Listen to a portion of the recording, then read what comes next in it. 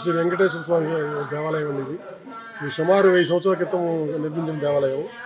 ఇది ఒక భక్తుడు పెద్ద తిరుపతి వెళ్ళలేక తపస్సు చేస్తే కలలో స్వామివారు కనిపించి పలానా చోట ఉన్నాను నేను, తవ్వి చూసుకోండి అక్కడ ఉన్నానని చెప్తే అక్కడ తవ్వితే ఈ విగ్రహం ఇక్కడ స్వామివారు వెలిశారండి. అయితే ఇది ఆ భక్తుడు ఎవరో ఎవరికి తెలియదండి, ఎవరికి చెప్పలేదు. అదే భక్తుడు 360 ఎకరాలు భూమి వెంకటేశ్వర స్వామికి వారికి రాశారు.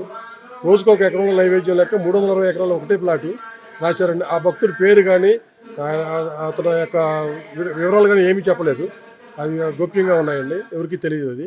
అప్పటి నుంచి మేము ప్రతి సంవత్సరం ఈ కళ్యాణ మహోత్సవం బాగా జరుగుతాయండి, బాగా అంగరంగ వైభవంగా జరుగుతాయి. మేము ఈ సంవత్సరము చాలా బాగా ఏర్పాట్లు చేసామండి. 24వ తారీఖు అన్నదానం ఉంది రేపు. అలాగే చెరుకుడు పోటీలు ఆంధ్ర తెలంగాణ రాష్ట్రాల మధ్య చెరుకుడు పోటీలు నిర్వహించాము.